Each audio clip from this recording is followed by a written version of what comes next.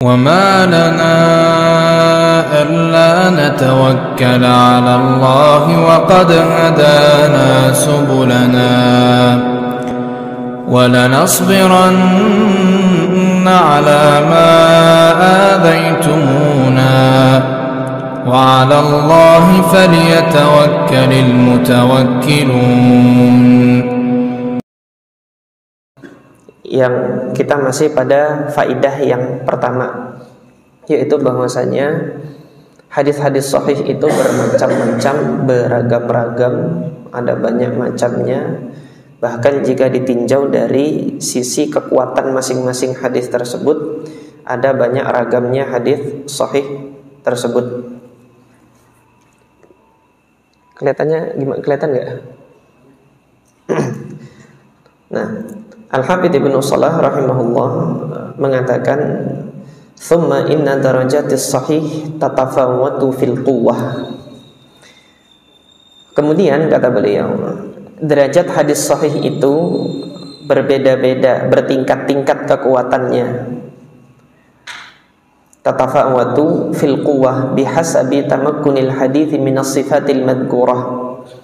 Yang mana bertingkat-tingkatnya atau berbeda-bedanya kekuatan dari hadis-hadis sahih itu didasarkan pada kekuatan masing-masing kriteria yang telah disebutkan, yang dibangun di atas kriteria-kriteria tersebut penilaian kesahihan suatu hadis.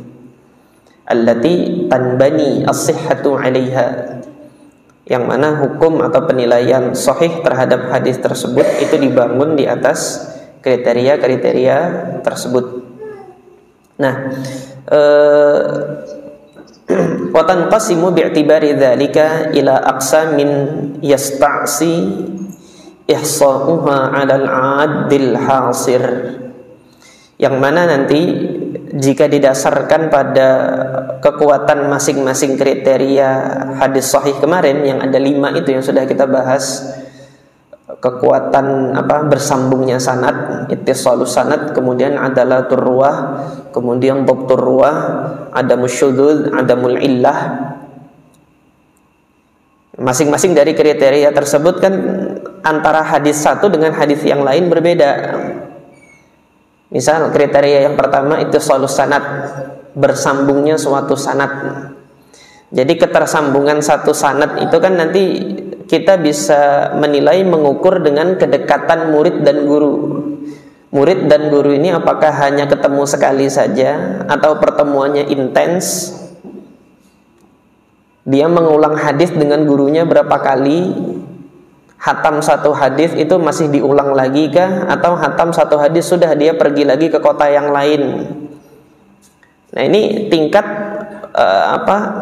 kerekatan ittisalus sanad, tersambungnya suatu sanad antar personel rawi yang satu dengan yang lain.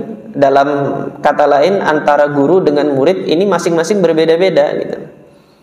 Ada nanti yang lebih kuat daripada yang lain. Misalnya riwayatnya Imam Nafi' dari Abdullah ibn Umar. Nafi' ini memiliki kedekatan yang intens kepada Abdullah ibn Umar, melebihi murid-muridnya Abdullah ibn Umar yang lain. Maka tentunya riwayatnya Imam Nafi' terhadap hadis-hadisnya Abdullah ibn Umar lebih berkualitas, lebih tinggi kualitasnya dari sisi kriteria yang pertama, yaitu ittisalus sanad, bersambungnya suatu sanad. Nah, nanti untuk kriteria bersambungnya sanad ini antara hadis satu dengan hadis yang lain itu berbeda-beda. Ini yang menyulitkan kita untuk mengatakan, untuk menetapkan kalau ini hadis sahih dan ini hadis sahih, mana yang lebih sahih di antara keduanya. Jadi hampir tidak bisa kita kita katakan secara mutlak yang paling sahih nanti itu yang mana, itu kita sulit untuk menentukannya. Nah, ini ilustrasinya bisa kita lihat di sini teman-teman sekalian. Ada hadis A, hadis B, hadis C. Masing-masing kan ketika dikatakan sahih itu harus terpenuhi kriterianya, sanad bersambung, kemudian perawinya adil, perawinya dhabit, kemudian tidak ada syadz, tidak ada illah. Misalnya hadis A kita sudah vonis hadis itu sahih. Kalau kita perinci lagi nilainya masing-masing, untuk kriteria pertama ittisalus sanad, yaitu bersambungnya suatu sanad, dia dapat nilai 10 misalnya. Perawi yang adil nilainya 10. Perawi yang dhabit nilainya 9. Ketiadaan syadz itu nilainya 10. Ketiadaan illah nilainya 10. Ini kalau kita ilustrasikan masing-masing kriteria, kita kasih nilai kayak gini ya. Maka hasilnya ini hadis sahih. Bisa nggak kita katakan hadis A ini lebih sahih daripada hadis B? Sementara hadis B di sini nilainya juga 10, 10, 10, tetapi di kriteria pertama kita dapati 9 misalnya. Ini baru permisalan, ilustrasi permisalan ini. Yang mana di hadis A lebih menang untuk kriteria sanad bersambungnya dibanding dengan hadis B. Tetapi hadis B menang di dhabt rawinya ketimbang hadis A. Hadis A dhabt rawinya dapat 9, yang hadis B dhabt rawinya dapat 10. Bisa nggak kita katakan hadis A lebih sahih dari hadis B? Atau sebaliknya hadis B kita katakan lebih sahih dari hadis A? Nggak bisa. Susah kita untuk menyatakan yang demikian, karena yang A menang di sini, yang B menang di sana. Ada perbedaan kriteria yang mana B itu lebih menang, tetapi B juga punya kekurangan. Demikian pula yang A di sini, dia punya kelebihan dan dia juga punya kekurangan. Nah, berdasarkan hal ini, Al-Hafidz Ibnu Shalah kemudian di dalam faidah yang pertama itu beliau mengatakan walihada naro. Oleh sebab itu kami berpandangan, naro, kami memandang al-imsaka 'anil hukmi li isnadin aw haditsin bi annahu al-asahhu 'alal itlaq. Oleh karena itu kita memandang untuk tidak menghukumi adanya suatu isnad atau adanya suatu hadis yang berstatus paling sahih secara mutlak. Artinya tidak ada isnad paling sahih secara mutlak. Tidak ada hadis yang paling sahih secara mutlak. Ini pendapat beliau, pandangan beliau. Alasannya itu tadi, berdasarkan ilustrasi yang tadi. Masing-masing hadis sahih dia punya 5 kriteria. Di masing-masing kriteria itu nanti ada hadis sahih yang dia menang untuk kriteria ini, tetapi untuk kriteria yang lainnya dia kalah dibandingkan dengan hadis-hadis yang lain. Nah, ini pandangan beliau. Tapi meskipun demikian, ini yang menjadi pilihan beliau. Beliau tetap objektif bahwasanya permasalahan tentang penilaian suatu sanad itu menjadi sanad yang paling sahih ini masih menjadi perdebatan akademik di tengah-tengah Di tengah-tengah para ulama hadis. Maka beliau mengatakan ala anna jama'atan min a'immatil hadis.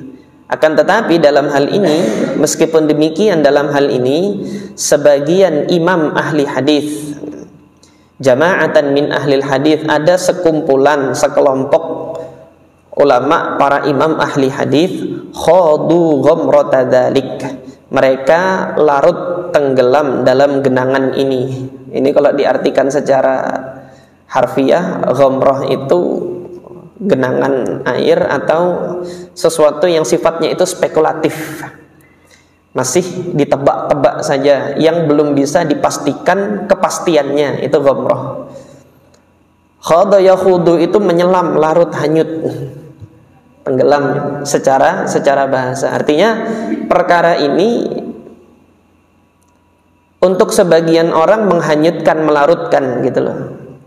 Perdebatan untuk permasalahan mana yang paling sahih suatu isnad itu.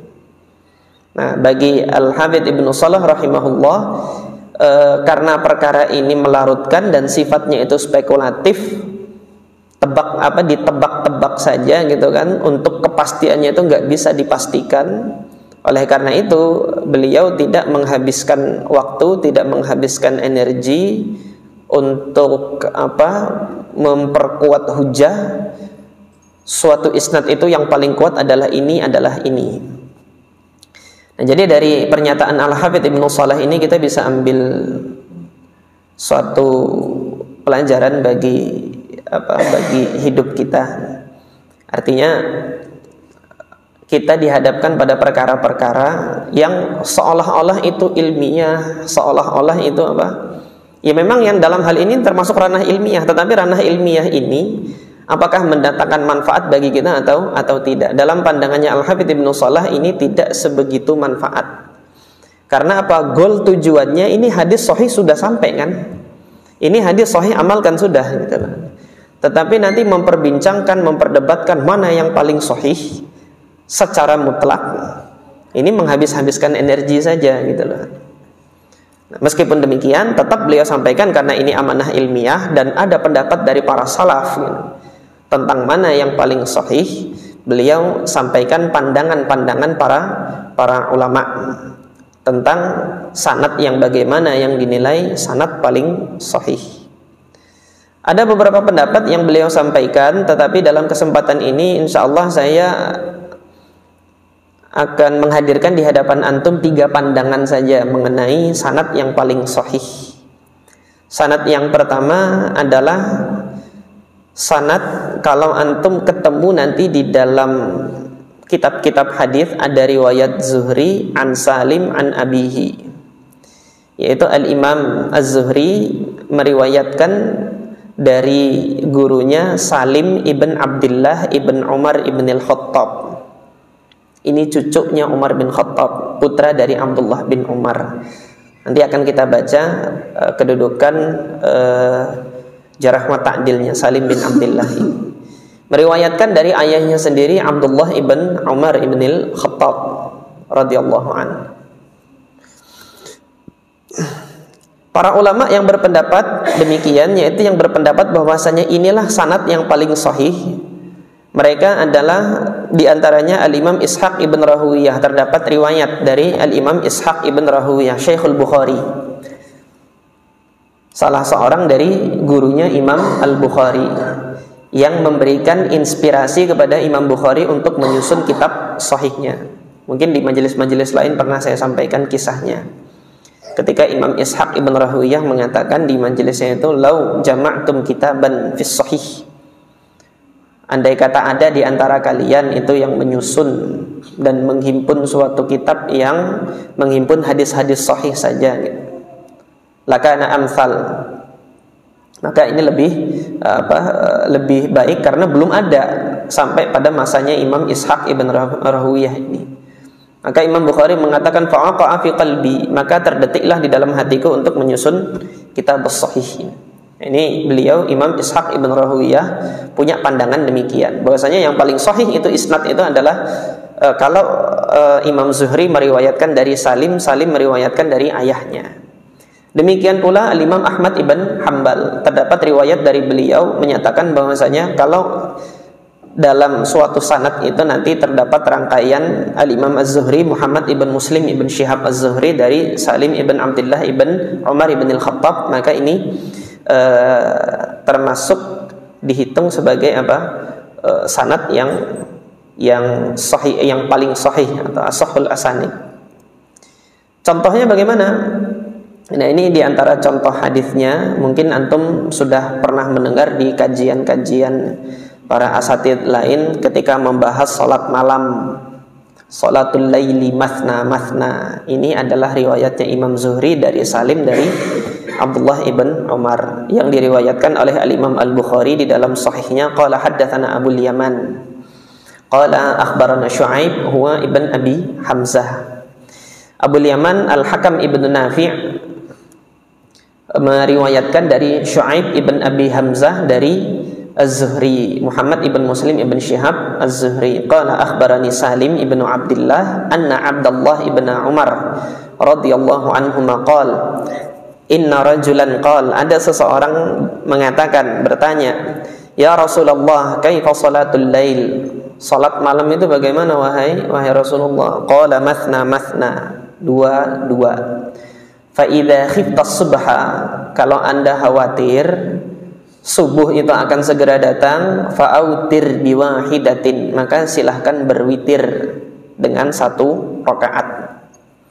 Hadis ini diriwayatkan oleh Imam Al-Bukhari dari jalur Imam Zuhri dari Salim ibn Abdullah ibn Umar ibn Al-Khattab an abihi, dari ayahnya yaitu Abdullah ibn Umar. Ini contoh hadisnya. Adapun keterangan rijalul isnad, ketika kita melihat tokoh-tokoh yang ada di rangkaian sanad ini, Zuhri an Salim an ibni Umar ini. Abdullah ibn Umar ma'ruf, sudah banyak yang mengetahuinya, antum sudah banyak mendapati hadis-hadisnya dari Abdullah bin Umar, Beliau mukimnya, negeri bermukimnya yaitu di Madinah sampai beliau wafat. Dan beliau menjadi muftinya di Madinah, salah satu muftinya Madinah. Abdullah ibn Umar. Tabaqatnya sahabat dan predikatnya secara jarah wa ta'dil sahabat. Ini dalam penilaian Al-Hafidz Ibnu Hajar kemarin yang sudah kita pelajari. Kemudian putra beliau yaitu Salim ibn Abdullah juga berada di Madinah. Bahkan beliau adalah satu dari 7 ahli fikihnya Madinah, atau yang dikenal dengan fuqaha sab'ah, al-fuqaha sab'ah, ahli fikih yang 7 di Madinah.